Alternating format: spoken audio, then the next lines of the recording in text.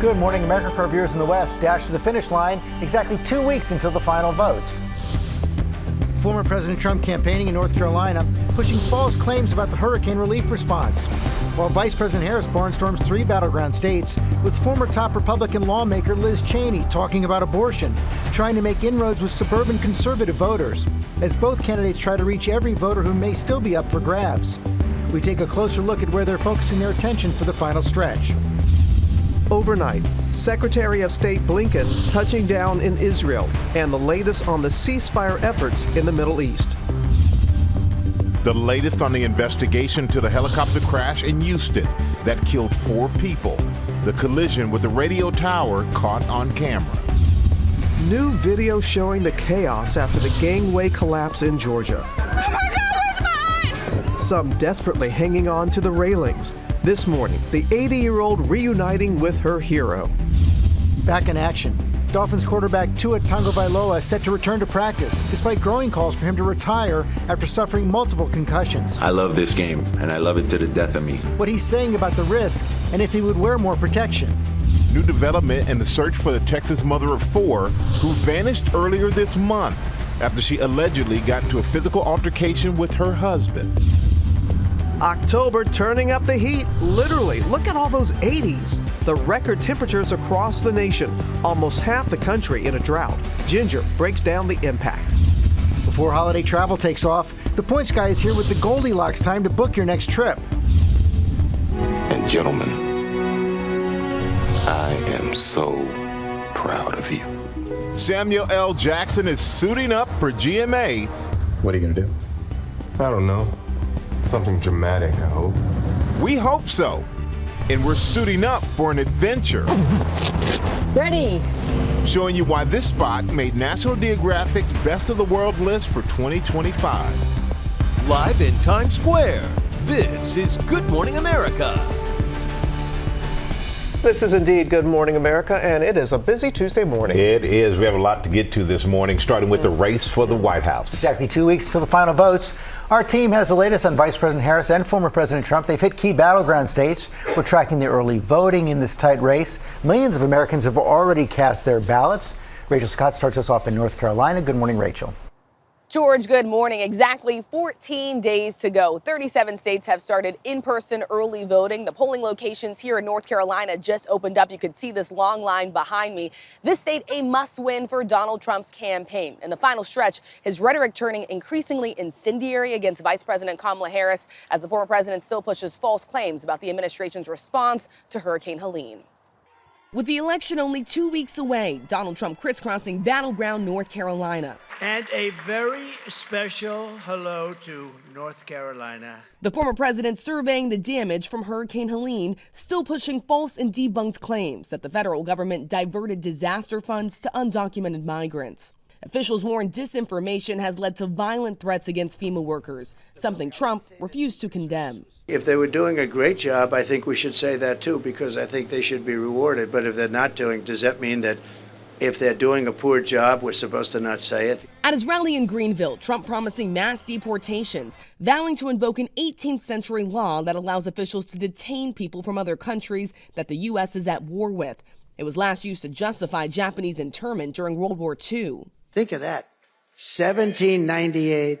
That's when we had real politicians that said we're not going to play games. We have to go back to 1798 to target and dismantle every migrant criminal network operating on American soil. We're going to knock the hell out of them. In the final stretch, Trump and his allies making false claims about transgender rights, making it part of their closing message to voters, flooding the airwaves with ads casting Harris as extreme.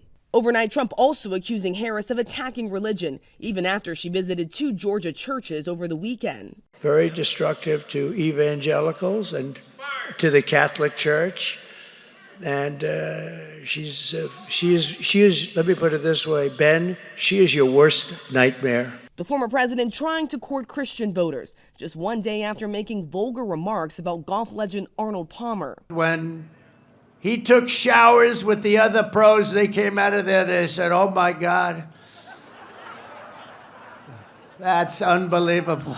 Palmer's daughter criticizing those comments in an interview with ABC News. Come there and talk about hackneyed anecdotes from the locker room seemed disrespectful and inappropriate to me. The people in Western Pennsylvania deserve substance, not stories that intimate a closer relationship than actually existed.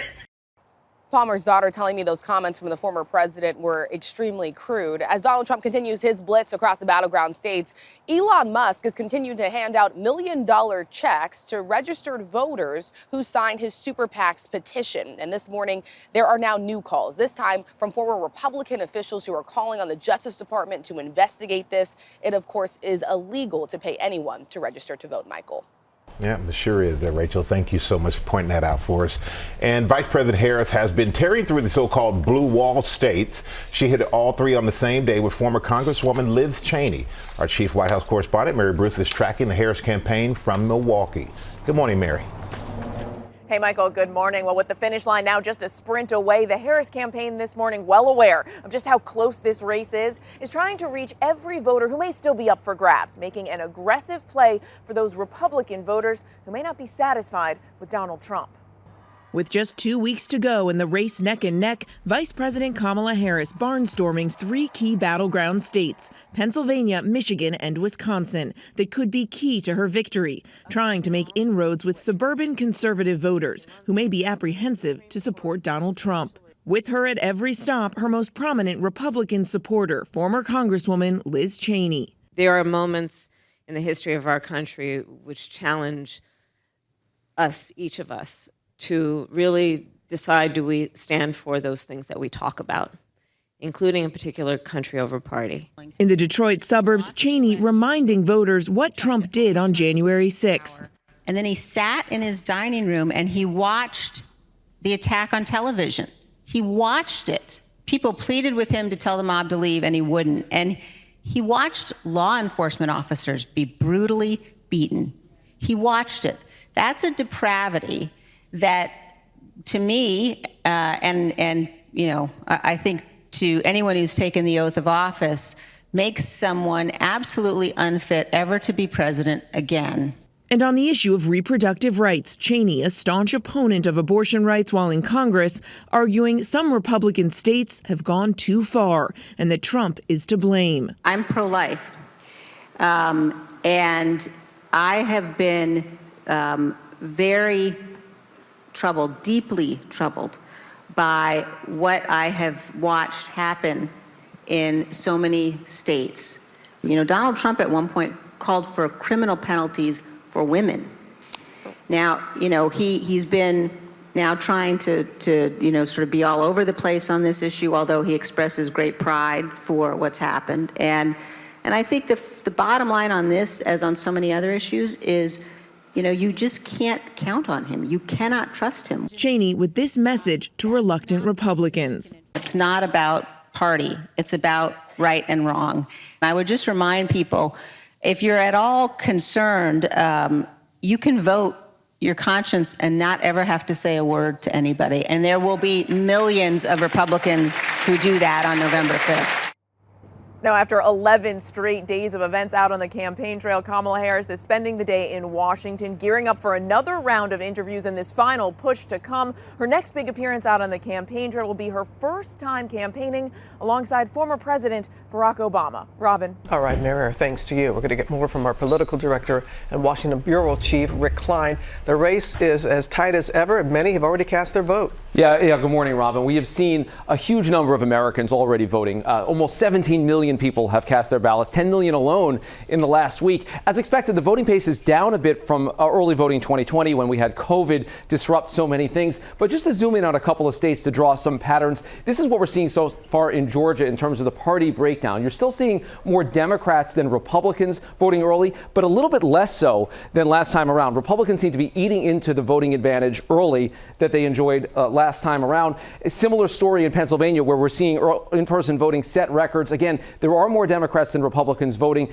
but a little bit less so than last time around. We don't know if that's a sign of momentum or if these are just people who previously voted on Election Day now listening to a party that kind of changed its tune on early voting, Robin. Could be. Okay, with the polling showing tight in the battlegrounds, Where are the candidates focusing down the stretch? Yeah, we've seen the battlegrounds tighten almost across the board. Donald Trump up a little bit, not a huge amount, but a little bit in a bunch of places. And right now it is a battle for the suburbs. This is a glimpse at some of the places that we saw Vice President Harris in the last couple of days. She's going to be in Delaware County, Pennsylvania tomorrow. Delaware County, right outside Philadelphia. This is why it matters. Hillary Clinton won that county in the suburbs of Philly by about 66,000 votes. You fast forward, though, 4 years, Joe Biden won by 88,000 votes almost. So this is the kind of places where she needs to be running up the score.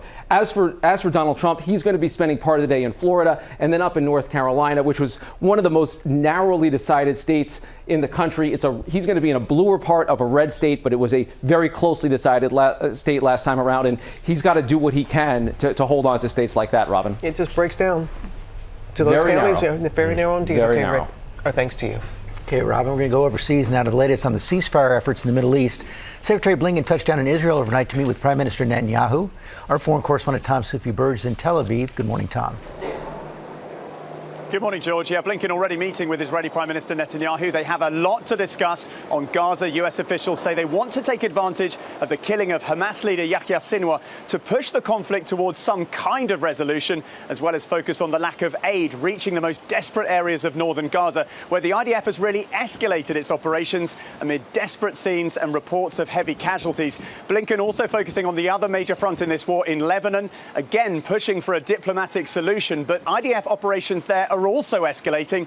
Israel now targeting buildings linked to a Hezbollah-affiliated financial organization and also striking overnight near a hospital.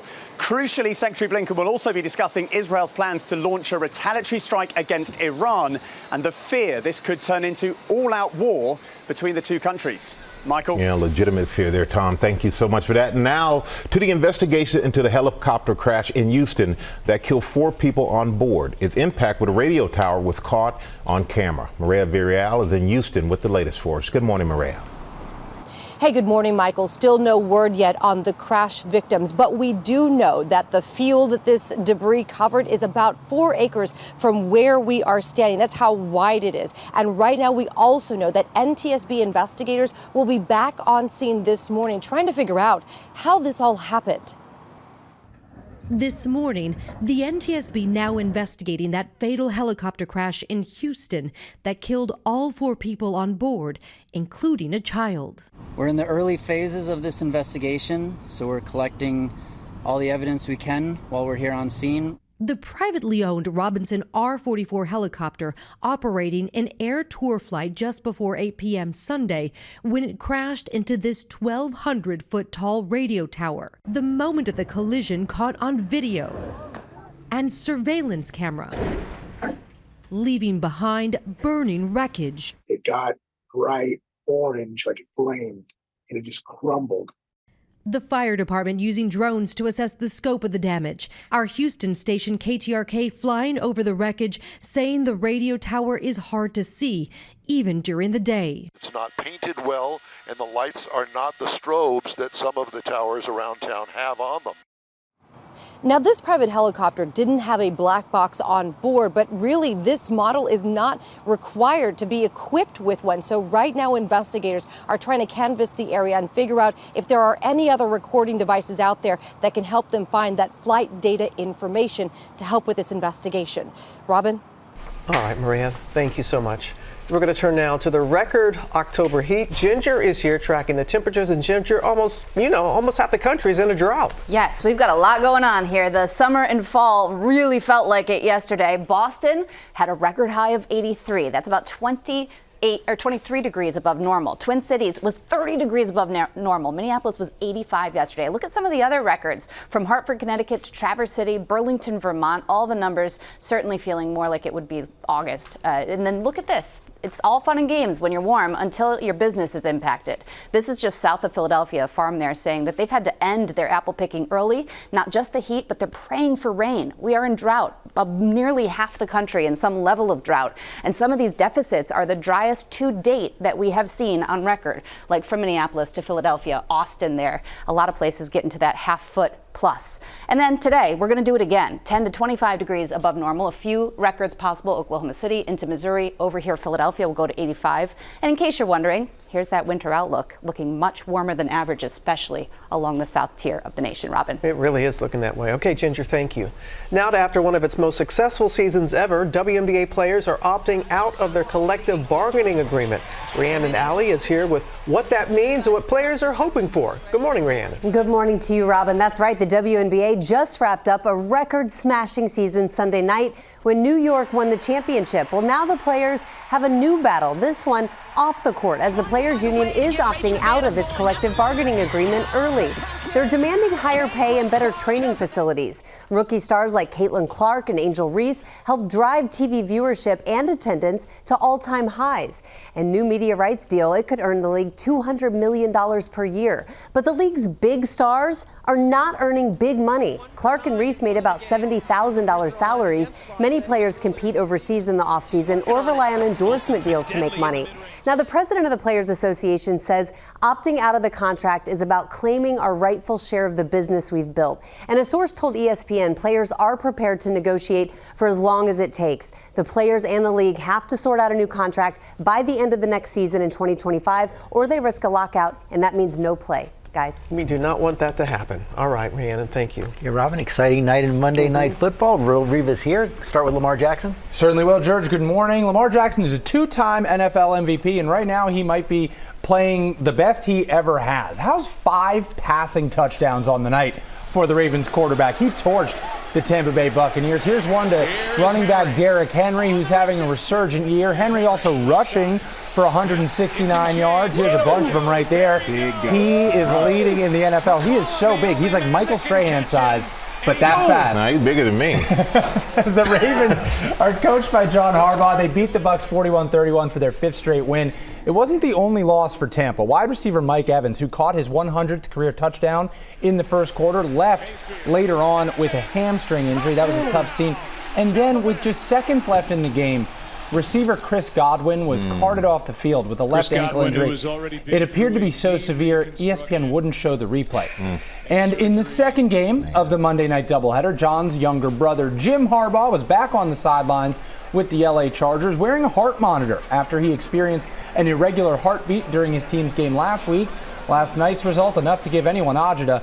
Arizona Cardinals quarterback Kyler Murray leading his team on a game-winning drive, setting up a walk-off field goal. The Cardinals go on to win right here, 17-15. Robin's shaking her head. Not quite sure why. Oh my goodness! Because I love watching Michael watch the highlights. He's like this. He's like, dude.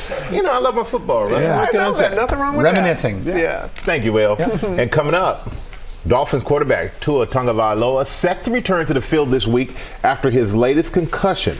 What he's saying about his decision to keep playing. Plus, the new development in the search for a Texas mother missing for 2 weeks. And what you need to know about traveling for the holidays, including the Goldilocks time to book your trip. Samuel L. Jackson is here live, and we're excited about it. And we'll be right back.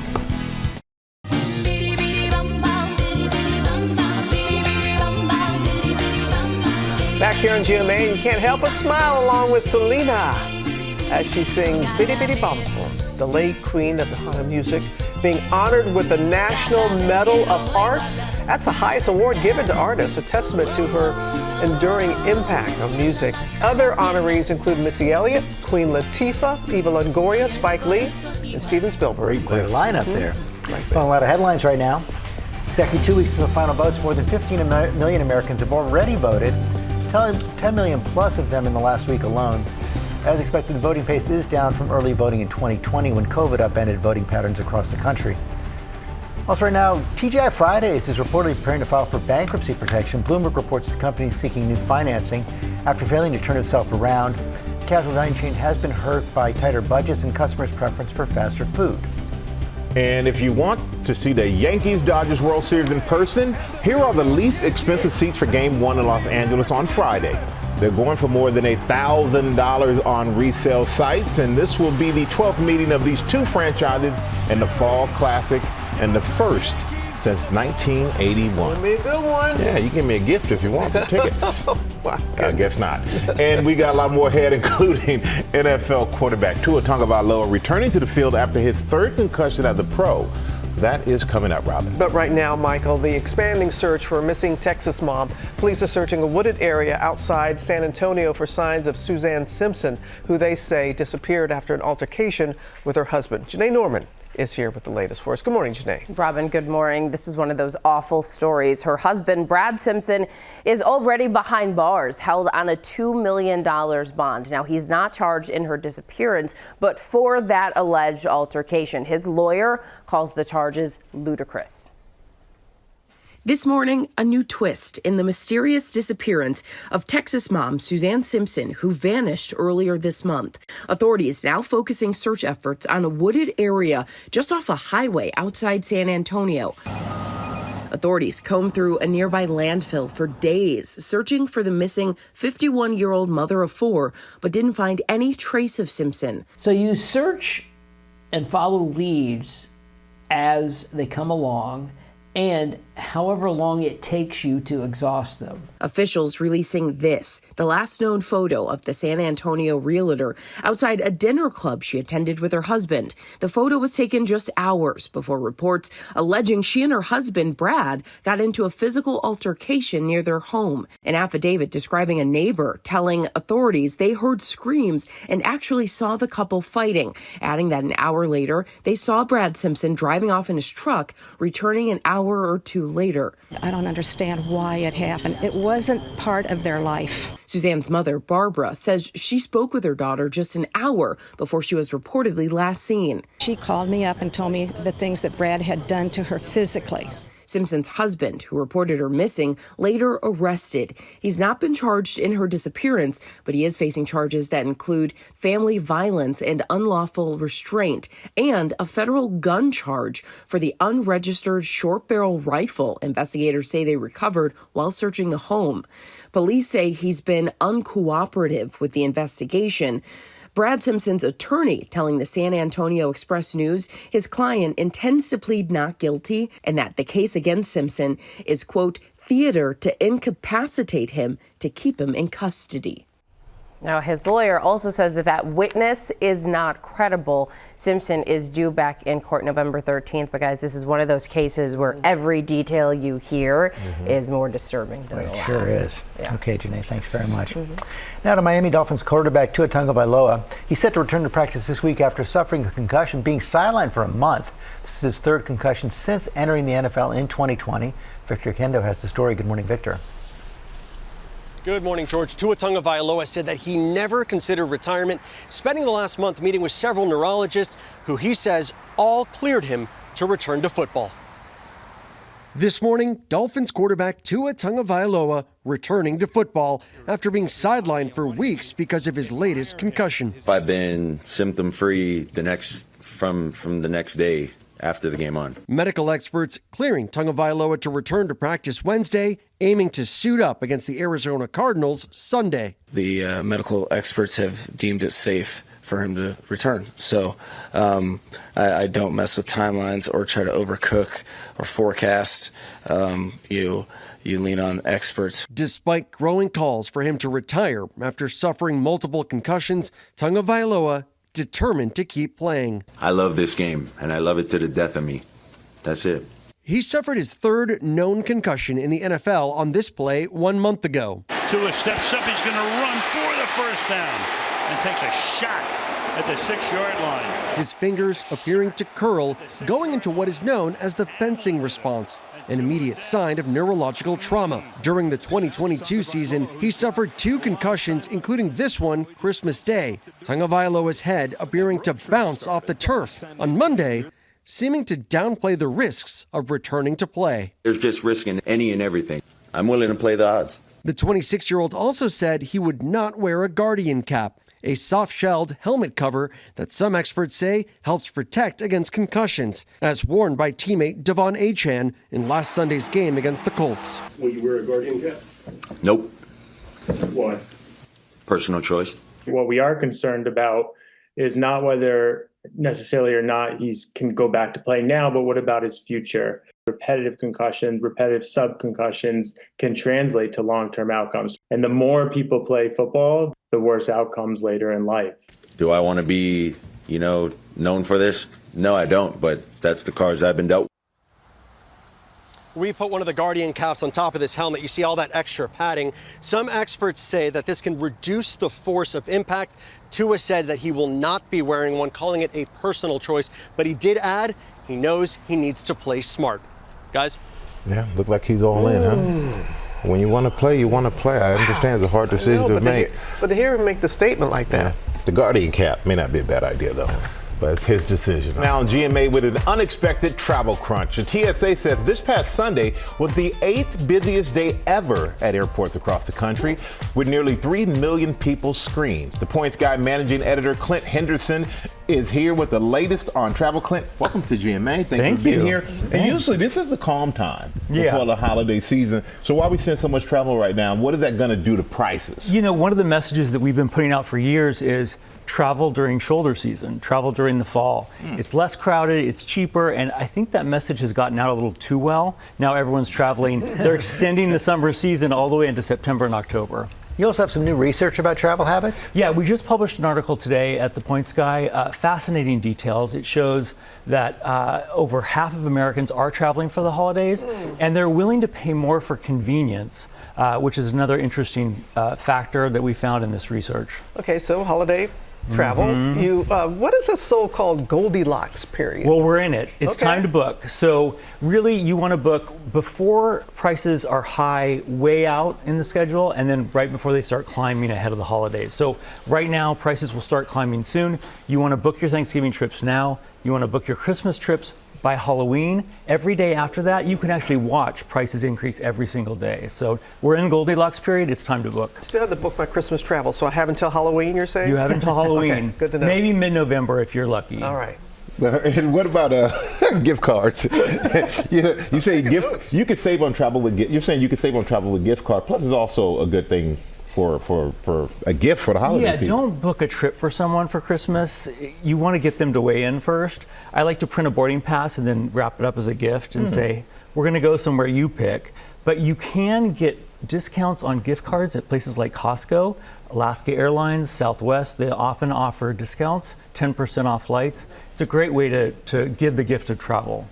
What are the best deals out there right now? So best deals we're seeing, Europe on sale, under $500 regularly. I just saw last night United flights to Paris, Air France flights to Paris, $511. Wow. There's some excellent deals out there right now. Let's bust some myths. I love when you guys do this. Let's bust some traveling myths. So there's a rumor out there that if you book on a Tuesday, if you stay up all night and you book at midnight, that somehow you're going to get a better deal. That is absolutely not the case. It doesn't matter when you book, but it matters when you travel. If you travel on a Tuesday, travel on a Saturday, sometimes you can get a better deal. The other myth is incognito mode. The airlines are not tracking your search history on your computer, so it doesn't matter when you book. I don't know about that one. I think that. I'm telling you, it's true. No, Clint. We're staying in the Goldilocks period. You don't have to worry about anything. That's true.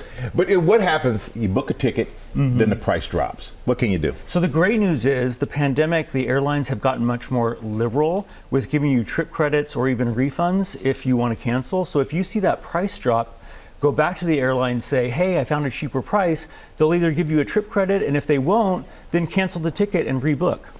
That's great. Get your money back. Good advice. Yeah, I love it all. Yeah. Clint Henderson, thank you. Thank you. There's a lot of people out there. Now we're going to be I hope so. jammed trying to get a ticket because of you. Thank you. Appreciate you, Clint. Give me a handshake. All There we right, go. I like it. Now with our player of the day, and Lara is here with a Halloween light show inspired by a classic film. Good morning, Lara. Good morning, Michael. Yeah, it's all about Beetlejuice in this house in Garden City, Michigan.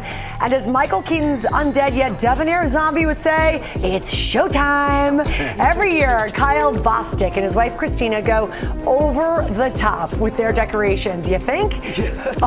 For every holiday, but Halloween especially. This year, even they say they went above and beyond with their Beetlejuice theme. The projection on the second floor shows scenes from the 1988 Tim Burton classic, and the lights are timed perfectly to the movie's soundtrack, which is epic in and of itself, starting with Harry Belafonte, Jump the Line, baby. So how do neighbors feel about this? Well, they've been doing it since 2020, so it must be okay. And Kyle is very respectful. He only runs the light show on weekends and only from 7:30 to 9:30. That's very kind. So I think that's the longevity of it all. Yeah. What's the look, George? It's past my bedtime. So you miss it anyway. And he's talking the 7:30 start. All right, Lara. Coming up, we learn, George, you're something else. We're going to learn a thing or two from Samuel L. Jackson about the piano lesson. Come on back, folks. Good morning, America. It's 8 a.m. Dash to the finish line with exactly 2 weeks until the final votes. Former President Trump campaigns in North Carolina pushing false claims about the hurricane relief response, while Vice President Harris barnstorms the 3 battleground states with former top Republican lawmaker Liz Cheney talking about abortion, as both candidates try to reach every voter who may still be up for grabs. One Tree Hill star, Bethany Joy Lenz, I was terrified. I was absolutely terrified. talking about her time in a group she called the Cult while she was on the hit show, why she finally left, and how she's moving forward now with her former castmates. We are on the move this morning. It's amazing. It actually feels like we are flying on the water here. Checking out one of National Geographic's top destinations, showing you why this spot made its best of the world list for 2025. Plus, Samuel L. Jackson is live in Times Square, talking about his new movie. Oh yeah, I'll with you. And 30 years of Pulp Fiction. And the Bear star and real-life chef Matty Matheson is here. You got it? Yes, sir. And he's saying, "Good morning, America!" Live in Times Square, this is GMA. Good morning, America. We're looking forward to talking and eating. Yes, and eating with the Bears' Matty Matheson. That was a spirited Good Morning, America. And we're always in style with the winner of the In Style Reader's Choice Beauty Awards. Beauty editor Kara Jillian Brown showed us the favorites. She's feeling it. Robin, Lara, Ginger, you got to try them out. Yeah, they got us in the makeup room with rollers and everything. Yeah, but it was worth it. It was worth it, Michael. Also saying bye-bye to Bye-Bye Baby Stores. The company's shutting all of its stores. We're going to tell you what's next for the popular retailer. First, look at the top stories breaking 8. We start with the race for the White House. Exactly 2 weeks into the final votes. Our team has the latest on Vice President Harris, former President Trump. They've hit key battleground states. I want to go back to Rachel Scott in North Carolina. Good morning, Rachel. George, good morning to you. Exactly 2 weeks to go. Polls just opened here in North Carolina. You can see this long line behind me at this polling location. They're making their way inside. Former President Donald Trump calls this state a must-win. He had 2 stops here yesterday. He has another rally again here this evening. The former president surveying hurricane damage after Hurricane Helene in this state, still pushing false claims that the federal government diverted disaster funds to undocumented migrants. Officials in this state have been warning disinformation has led to violent threats against FEMA workers, something Trump refused to condemn when he was asked directly about it yesterday. At his rally in Greenville, Trump promising mass deportations, vowing to invoke an 18th century law that allows officials to detain people from countries that the U.S. is at war with. That law was last used to justify Japanese internment during World War II. And just one day after making vulgar remarks about the golf legend Arnold Palmer, Trump tried to court Christian voters, accusing Harris of attacking religion even after she attended 2 black churches in Georgia over the weekend. George, the former president's rhetoric turning increasingly incendiary in this final stretch, George. It is. Okay, Rachel, thanks very much. Vice President Harris has been in the blue wall states in the Midwest. I want to go back to our chief White House correspondent, Mary Bruce in Milwaukee. Good morning, Mary. George, good morning again. Well, with the finish line now just a sprint away, the Harris campaign this morning, well aware of just how close this race really is trying to reach out to every voter that may still be up for grabs, making an aggressive play for those Republican voters who may not be satisfied with Trump. Harris, as you mentioned yesterday, hitting all 3 of those critical blue wall states, Pennsylvania, Michigan, and here in Wisconsin, visiting conservative suburbs. And by her side the whole time, her most prominent Republican supporter, former Congresswoman Liz Cheney. Now, she is arguing that Trump Trump is a danger to democracy and can't be trusted with the White House again, reminding Republicans of his actions on January 6th and saying the country needs a president her children can look up to. And on the key issue of abortion, Cheney argued some states have simply gone too far and that Trump is to blame. Cheney is trying to create the permission and space for Republican and independent voters to come across the aisle. She is urging voters, even if they don't make it public, to vote their conscience and put country ahead of party. Robin. All right, Mary, our thanks to you. Now we have new video of the chaos after the gangway collapse in Georgia this weekend that killed 7 people, injured several others. Faith Abube remains on the scene for us there in Georgia. Good morning to you, Faith. Good morning to you, Robin. I've been speaking with some of the survivors, and they tell me they're still struggling with the trauma of that deadly collapse. They remember the chaos at the scene, the deaths around them. One of them even telling me that even though she has family members on that island, she won't go back until she feels there's a safer pier. This morning, the shock and anguish at the scene of a deadly dock gangway collapse in Georgia laid bare in a new video. It was shot moments after the structure plunged down, sending at least 20 people into water Saturday afternoon. Please, Lord. People desperately hanging onto the railings, others in the water struggling to stay afloat. I've never been so frightened in my life. Diane Medley Bloodworth swept under. She says it took about a minute before she could resurface for air. This gentleman threw a life vest on me and said, I got you. I'm not going to let you go. He's holding my head up so that I wouldn't go under. Diane's 80-year-old aunt nearby, tightly hanging onto a rope, fighting for her life. I ran towards the edge of the dock. I got on my stomach and I reached my hands out and Miss Bertha grabbed me. Catherine Sneed helping get her to safety. Bertha is still in the ICU, reuniting with her hero. Her son telling us she's traumatized. Started jumping up, screaming, yelling, reaching and grabbing. She has muscle damage in both her legs and her back. She also has damaged lungs. The walkway collapse killed 7 other senior citizens, including Zelda Johnson's cousin and her husband. And some of the survivors and the family members of the victims have retained lawyers, including well-known attorney Ben Crump. They believe and they're claiming that this was a preventable disaster which was caused by negligence, and now they're demanding justice and answers. Michael. All right, thoughts with those families there, Faith. Thank you so much for that. We're going to turn now to Bye Bye Baby bidding farewell again. The retailer is shuttering all of its stores just a year after it reopened some of them. Chief Business Correspondent Rebecca Jarvis is here with what's next for the popular brand. Good morning, Rebecca. Good morning to you, Michael. Yeah, and we say attention all parents to be and anyone buying gifts for them. Bye Bye Baby is saying bye-bye to brick and mortar. So for customers, that means liquidation sales. The retailer's offering what it calls significant discounts on almost everything in store. If you have a gift card, those can be redeemed in store until Halloween, but after that, you will need to use it online. If this sounds familiar, that is because it did happen once before when Bye Bye Baby shut down stores last year after filing for bankruptcy, but they recently reopened some locations under a new parent company. Now they're calling it quits for the second time, going fully online for good. The remaining 10 locations will close by the end of the year. And if you are looking to test run a stroller or look at cribs, the best bet is to check those out at a local small business boutique, or you can look around at places like Target, Walmart, and Costco. Or if you're like me, the internet is full of these videos. They try to help you put the thing together. It might take you a couple of tries, guys. I've been there. We've all been there on some level. All right, thank you so much for that, Rebecca. Coming up in our GMA morning menu, One Tree Hill star Bethany Joy Lenz tells us about her experience leaving a group she called The Cult. It's a GMA television exclusive. Also revealing one of National Geographic's favorite places to go from its best of the world list. Plus, the stars of Wizards Beyond Waverly Place are here. David Henrie and Janice LeAnn Brown. They're going to tell us about the reboot of the popular series. And Lara, we got 2 very special guests.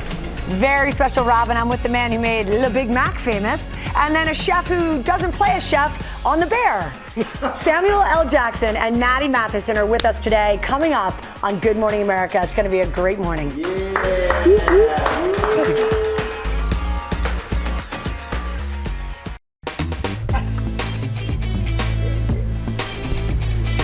Back now with our GMA cover story and a television exclusive with One Tree Hill star Bethany Joy Lenz talking about leaving what she described as a cult in her new memoir, Dinner for Vampires. Ariel Recife is here with her story. Good morning, Ariel. Good morning to you, Michael. Bethany is revealing what was happening while she filmed that cult classic, a dark world inside what she called a real-life cult. She's opening up now about the isolation, how she got out, and what her life looks like on the other side.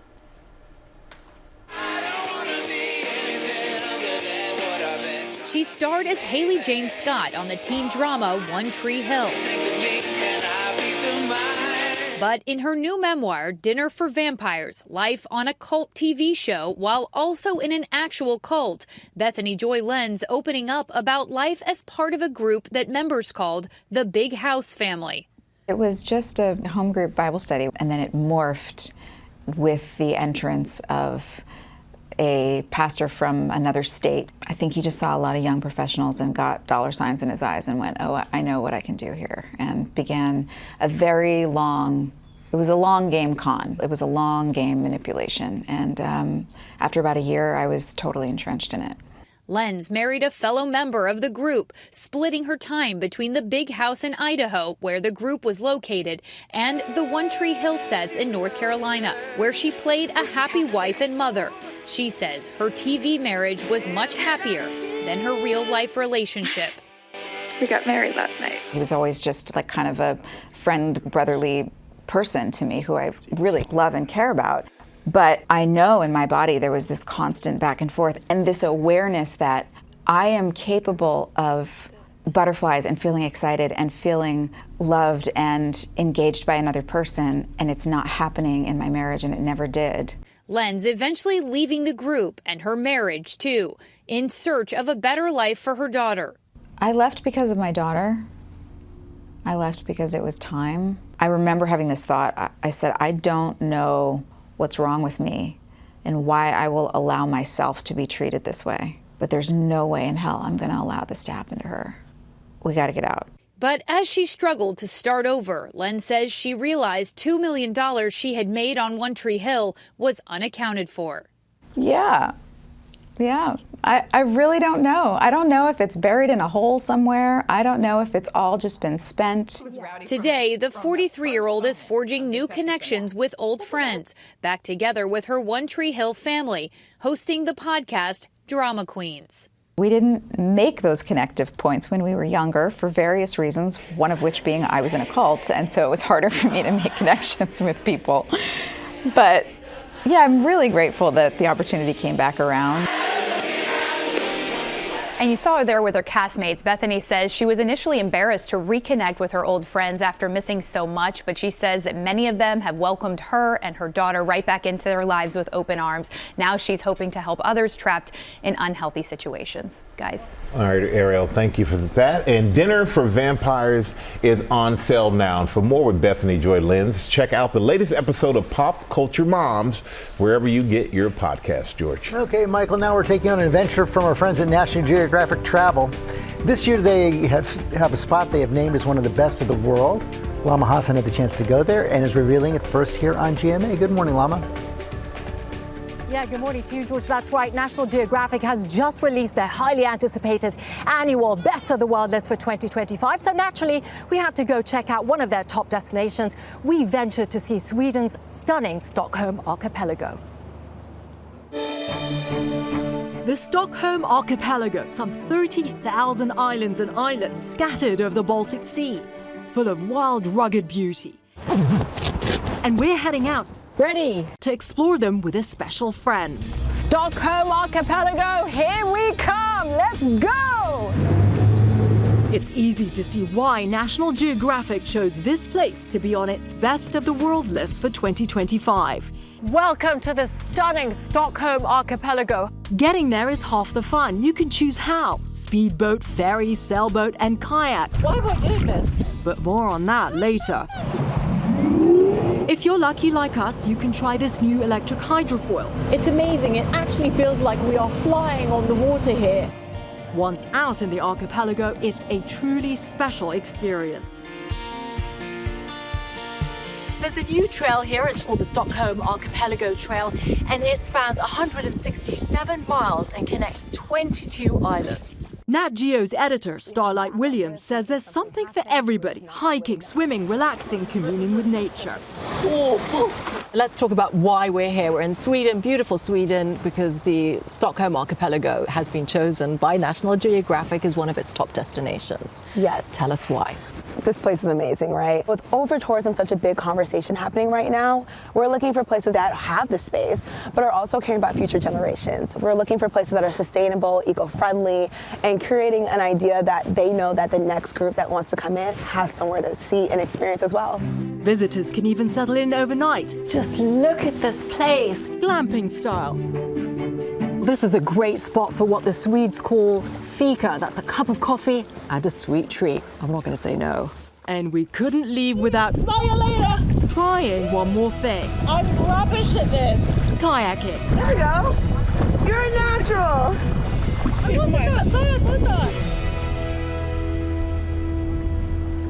I think we can all agree that kayaking is not my thing, but at least I gave it a go, and I think that's one of the ideas behind Nat Geo's Best of the World list. It encourages people to go on an adventure and explore. And if you want to find out which countries and destinations made the list this year, head over to natgeo.com/best of the world. You know what, guys? This was a tough assignment. I had to take one for the team. Yeah, we can tell you had a great time. Thanks, Lama. Hi, all right, we are getting an early start to award season with InStyle Reader's Choice Beauty Awards. So excited because InStyle polled their readers to choose the biggest winners, and their beauty editor, Cara Jillian Brown, is here to share just a few of the all-time favorites, and boy, you nailed them. And by the way, all shoppable. I love that so much. So should we get right to it? Yes, all right. This is so fun. So fun. Do you want to, is there something you want to say here in the middle, or did I get too excited? Oh, no, because it's I really okay. wanted to get going with this because let's get into it. This is such a winner. This is like a lip mask. Yes. I'd never heard of this. So we've all heard of taking care of our skin, but a lip mask for those fine lines and like delicious smelling. Yes, no, it's so good. So this comes in so many flavors. The berry is a top pick for many, but it also comes in really cool like vanilla, candy, gummy bear, cute little flavors. And when you put it on, when you wake up in the morning, your lips will actually still be hydrated. It won't disappear. It won't fade away in the night. It'll keep working hard. And really gets beneath the skin, really moisturizes. Absolutely. Everybody who voted was like a huge fan of this one. No, this was the #1 skincare product. #1 skincare, and it's shoppable, so check that out. I sure am. Next up, we had to get somebody very special to try this out because we couldn't believe what we were reading. This eyeliner by Victoria Beckham is supposed to be just the best. And let's just see who tried it out to see how it looks. What do you know? Wow, there she is. Robin Roberts, that eyeliner looks great. Why do we love this, Cara?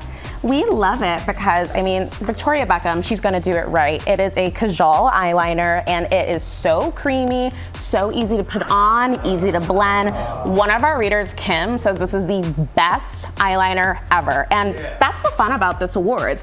All of our readers picked it. We got quotes from all of our readers and they have great taste. I also snuck and tried it. It is so smooth going on, and then it's also really easy to remove. Yeah. So that's hard to find, where it stays and then is easy to get off. So that's a really good one. And then Kiehl's, it's a product that we all know and love, and still just a timeless classic. Absolutely. So this is the Kiehl's Ultra Facial Moisturizer. It's the perfect simple moisturizer. Like, it's hydrating, but it's lightweight. So you're gonna be moisturized all day long without that greasy feeling. It's just perfect if you want something simple and effective. And what would, like, the fans were just saying that it just really did the job for them? Yeah, because you know, sometimes you put on a moisturizer and halfway through the day, you're like dry. Yeah. So dry, so flaky. This, you will feel great all day, which is really good under makeup. Yeah, the last thing you want is to be Another one. Okay, so then you guys asked me to test out this fan favorite, this mascara. They say that it like doesn't clump, that it's, oh, look at me just attempting to do my own makeup. I just was too nervous to let Brooke do it with the camera there, but it went on easy. I felt like it really, it does it, thank you. It was a few tries, but it's a great product, $29. What did your readers say about it? They just love the fact that it goes on so smooth, it volumizes, it coats, it lifts, it does all that without clumping. If you put it on just right, it legit looks like you are not wearing any makeup, just like you woke up with these fabulous lashes. Yeah. And it comes in 2 shades, black and brown. I like the brown. If you have lighter eyes, it's so nice for daytime. The name of it is Better Than Sex. I will leave it at that. That's the product name. Don't look at me like that. All right, and then finally, another big favorite. Yes, so this is the iconic straightener from Babyliss Pro. And a bit of a splurge, but you say well worth it. Oh, so worth it, because there are so many flat irons up there that run upwards of 300. Yep. For 160, you're getting a really solid flat iron. It heats up so fast, and it has titanium plates, which are really great for getting silky smooth hair without as much damage. Yeah. One of our readers, Ginger, Kim, looking so good. And you saw her today on the air. Your ginger hair looks fabulous. I mean, so good. And like truly, one of our readers, Kim, she's been using this thing for 7 years. 7. Right. She has tried so many other ones and constantly goes back to this There one. are a lot on the market, and some can be really damaging. So to have that many people loving it, it's a great. really nice endorsement. Absolutely. So great to see you. You So guys good to always bring us see the you. tips. Thank you for all the having best us. stuff. And you guys are lucky enough you can shop all of these products on our website, goodmorningamerica.com. Be sure to check out In Style for all of their Beauty Reader's Choice Awards. This one does it every time. Coming up, Samuel L. Jackson with us on Good Morning America. See you with us. Welcome back to GMA, live from Times Square. And we are here with Samuel L. Jackson. His career spans more than 50 years, includes movies like Pulp Fiction, Snakes on a Plane, Shaft. He's here to talk about his latest film, The Piano Lesson. Welcome back to GMA. Good to see you. Good morning. You have quite a history of The Piano Lesson. You were in the original production, you came back to Broadway last year, now making it a new movie. Very different experience? Yeah. August Wilson writes, prolifically, so the play is 3 hours long. So when you have to adapt it to a cinematic form, you got to figure you can't do a 3-hour play for, 4 hours because you adding stuff because you expand the play. So you have to edit it down and then fill in the gaps with, real things, real like cars driving. When they talk about their truck breaking down on stage, people got to visualize it. Now you see it. Or you talk about them going out to a white neighborhood to sell watermelons. They get to go to a white neighborhood and sell watermelons. Or us being in Parchman Farm, the prison, when we sing the song in the play, the work song. So you have to expand it. Yeah, I can't wait to see it, the movie, because I was there. I remember interviewing the cast when you all were on Broadway. Yes. And as George alluded to, the original, what was 1987? Yes. Yeah, you did the role. Yeah, 30 years ago. Yeah, and now John David, Denzel's son, is playing the key role. Have you given him any advice on playing Boy Willie? When my wife told me I was doing that play, I remember that, yeah. She specifically told me, and don't you ever say anything to John David about Boy Willie. And I have not. Ooh, you listened to the birthday girl. She had a birthday yesterday? Yes. You listened to her. Oh, yeah. Wise man. Theater's a dictatorship. So you have to work with it. Yeah. Let's take a look at a clip right here. He put a picture of my daddy when he wasn't but a little boy the way he remembered him. He carved him up out of his memory. Only thing is he ain't stopped there. He took and carved all of this. He put a picture of his mama, Mama Esther, and his daddy, Boy Charles.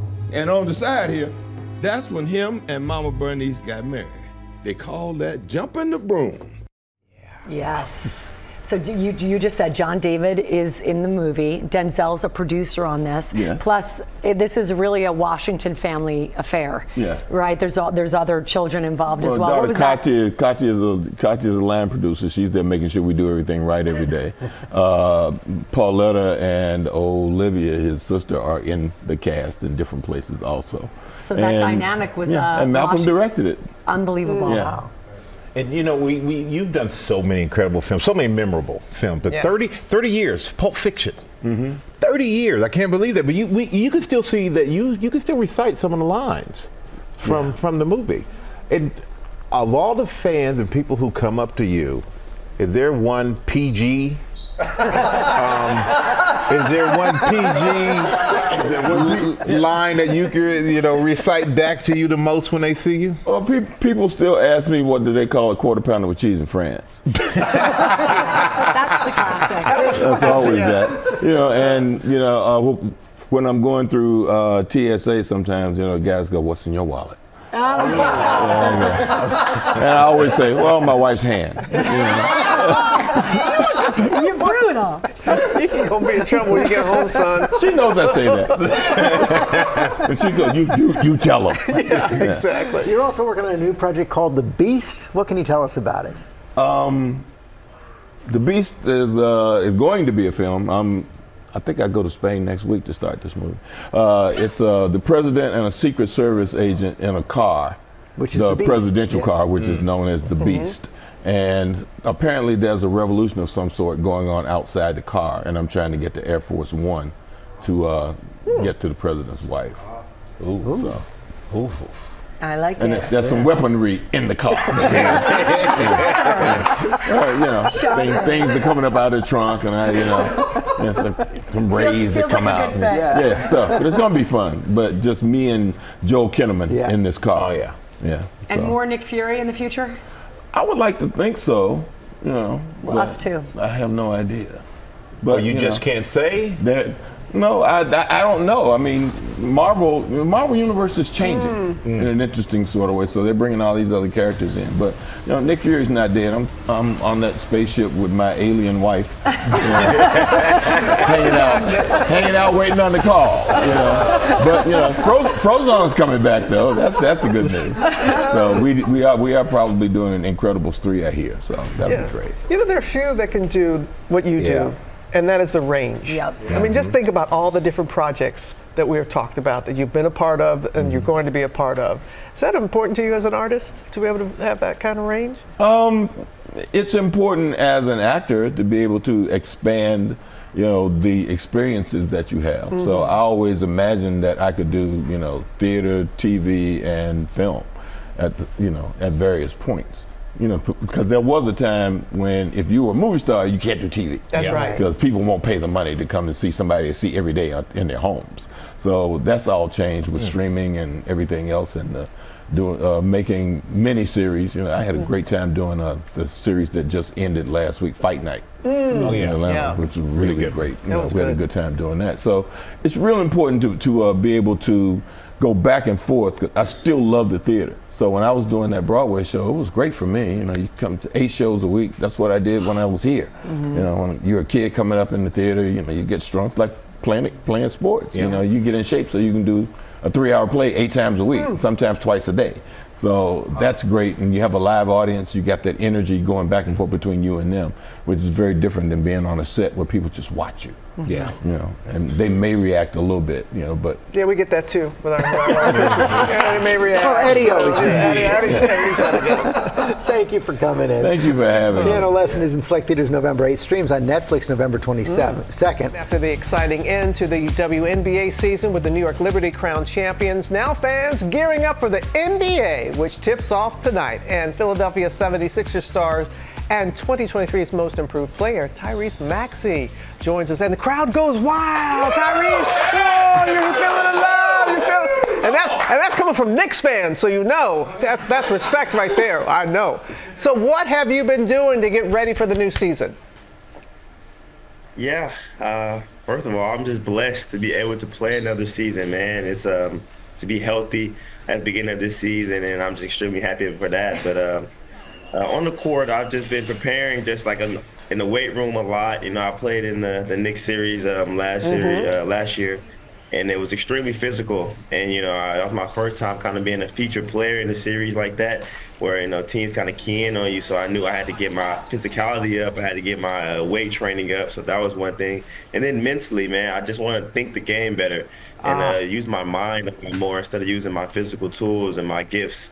My God-given abilities, which is my mind and my body. So that's the two things I've really been working on, and I can't wait to show the world that. I love the maturity. I love the growth there. You know, I enjoy talking. Yeah, no, you're not getting old. I enjoy talking to the anchors at WPVI in the morning, Matt and Tam. And when I told them that you were going to be on today, they were so excited. And they want to know, is this the year? Is this the year that the Sixers are going to bring home the title to the town? You know, that's always the plan, and that's always ideal. You know, we have to go out there and show the world that. I mean, at the end of the day, right now, we have to put all the pieces together and go out there and actually execute them. But I feel like we have the right, you know, shout out to our front office. They put the right pieces together. They did that. And now it's our job to go out there and play chess. You know, Coach Nurse is someone that we really believe in, who can put pieces together, who does a lot of different things, and we have a lot of different interchangeable parts. We can play a lot of different ways, and it should be fun. But we got to go out there and actually execute it. And you know, we got the players. Now you got to go out there and put it on the court. Yep, and I know you're going to put that out on the court, get it going with the Milwaukee Bucks in the opener. Hey, before we go. Part of the reason why Tam and Matt were so excited about talking about you, it's not just your skill on the court. It's what you do for the community. It's with your foundation. And you're really stepping it up once again with $1 million pledge. Can you tell folks about that? Yeah, I mean, the pledge is something that myself and the Tyrese Maxey Foundation felt like was the right time to do. And I just really, honestly, for me, Philadelphia has someone who really brought me in. You know what I mean? As a city that brought me in. I feel like we have so many things in common. And everybody always talks about my smile. And we just launched a new initiative, myself and the Tyrese Maxey Foundation, of the Season of Smiles initiative. And it's a really cool deal. And we just gave out the first prize yesterday to a high school student who's always smiling, has great grades in school. I mean, something that I kind of talk about all the time with my team, just being a great teammate. She plays 3 different sports, and she'll be at the game tomorrow. So that's going to be amazing. And honestly, we're just trying to keep putting smiles on people's faces, man. And that's one thing that my grandmother really kind of pushed up on me before she passed away, was like, listen, if you're able to, you know, make it to the highest level, I need you to be able to give back and put smiles on people's faces, and don't forget where you came from. So that's kind of where all that comes from. And shout out to my people that helped me and my family and everybody that helps with the Tyrese Maxey Foundation. Respect. Okay, so give us that smile. Give us that trademark smile, everybody. Oh, there it is, that everyone loves. I smile all the time. Hey, Tyrese, thanks for taking the time. You stay healthy and you have a terrific season. Except for when you play the Knicks. Yes, ma'am. No. Even when you play the Knicks. Even when you play the Knicks, you can have one. You take care. We appreciate you. Here we go. It's on, baby. And I want to let people know you can catch all the action as the Sixers take on the Milwaukee Bucks in Philadelphia. Tip-up us at 7:30 p.m. Eastern tomorrow night on ESPN. All right, you probably recognize our next guest for his role as handyman Neil Fack on The Bear. Well, he's also a celebrity chef, restaurateur, and cookbook author, and his new cookbook called Soups, Salads, Sandwiches is out now. Matty Matheson, great to have you here on GMA, my friend. Good to see you. Soup, salad, sandwiches. We have one of each out of your book here. Yeah. Our table, why soup, salad, and sandwiches? Well, soup, salad, sandwiches, they deserve their flowers. You go home. I love it. You know, you make the same salad every day. You know, you make, like if you do, I make the same salad every time. But now you got a book, you can open it up, make it, you know, there's 50 salads in there. Soups, sandwiches, soups. How many soups do you know how to make? 1 or 2. 1 or 2. Now you got a lot. Sandwiches, it's just like one of those things where it's just like, people don't think about them really, but they're so powerful. A sandwich can change your day. A soup can change your day. It's hearty. It's beautiful. It's brothy. Salad's good. You're giving us some options, man. I love options. Options are nice. You do get stuck on the 1 or 2 that you know how to make. Dude. Now you're helping us out. And right now, what do we have? We have a kale soup, an orzo, and goat cheese salad, and a cubano sandwich. One of my favorites. Oh man, Cubano's nice. But these are pretty easy to make at home, right? Yeah, dude. The soup, you put some broth, tomatoes, beans, kale. It's easy. Like 8 minutes, maybe more than 8 minutes. Even I can do that. You could do that. Orzo's back. People haven't been talking about orzo since like the 80s? Orzo's back. We got goat cheese. Who doesn't love a creamy goat cheese? Tomatoes, herbs. It's perfect. And but you're also, now this book, it's a family affair, right? You dedicate this book to your wife and your 3 kids. Yeah. Do they have a favorite recipe in the book? To be honest, my wife's is probably her tuna salad. You know, she loves a tuna salad. She like that story. I got the big Tupperware. Everyone's parents have like a giant Tupperware bowl that they would fill with something, put it in the fridge, and everyone just eats out of it. I feel. I don't know. My family did. But anyway, she loves a tuna salad. Trishy, she loves a big tuna salad. My kids, I don't know. They just love the congee. They love congee.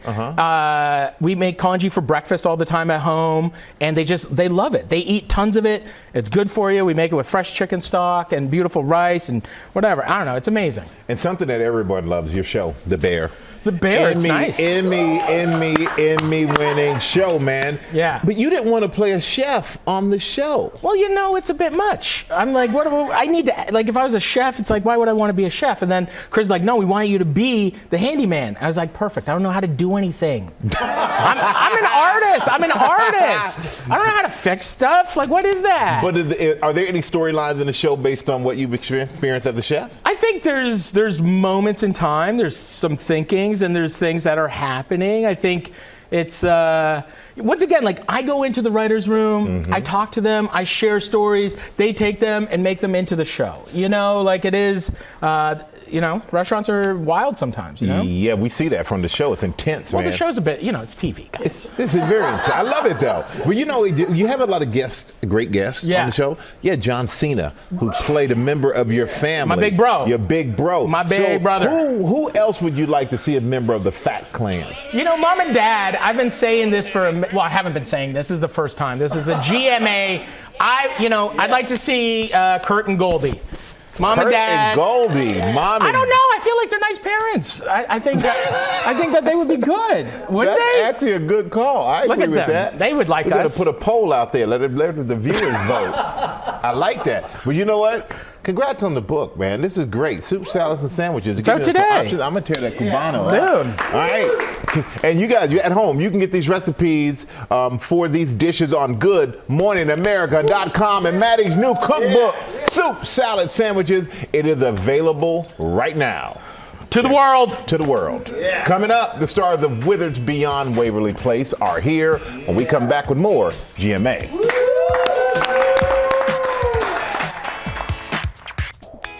So we are feeling the magic with Wizards Beyond Waverly Place. More than a decade after the finale of the original series, David Henrie and Janice LeAnn Brown are starring in a new reboot. Good morning to you both. Good morning. I'm really happy that this has happened. I feel like we watched you grow up. And I know this is something that you've really wanted to do. Yes, yeah. For the longest time, Selena and I would get together and just reminisce about great memories. And as those times progressed, we would just be talking about what our characters would be doing. And it built to a point where we said, you know what? We want to create a show that's a big warm hug to the original fan, but at the same time, an invitation to kind of pass the wand to a whole new generation and recreate those magical experiences. Yeah. And Selena is even in the pilot of this. What was it like? So did it feel just like Old Home Week? It was crazy, you know, looking back on it, it should have been harder than it was, but it was like we didn't miss a beat. I remember action was said, we looked at one another, the chemistry was there, the timing was there, the love was there. And we finished the take and we looked at one another, bumped fists, and we're like, yeah, we still got it. Oh, it's still there. It was so great. And you have passed the wand to this young lady. It's so nice to meet you. Nice to meet you too. How do you like being a part of the Wizards family? Oh man, it really is an honor, especially since I was actually a fan of the movies. I watched like 1 or 2 seasons of the original series. Like I'm a film lover, so like just to be able to be a part of something so like beloved and So beloved. Yeah, and My it kids means were so much obsessed. to people. I know it means, like my cousin, she was a big fan of this show, so it definitely means a lot. And also because I just love my castmates and everything, like they're like family, and it just feels so great to come on set and just be able to have a laugh with them, have all these great memories, and just to be a part of it. That's awesome. I want to show everybody a little bit of your character in action. Billy, she's a little mischievous, but we've got help from the old pro. Oh, so yeah. here you go. 1, 2, 3, cast! That's it! Yeah, that's it. 100 more times and you got this.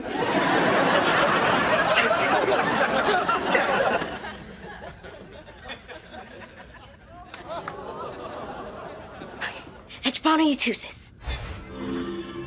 Have fun. Well, I was talking to me. You're gonna be miserable.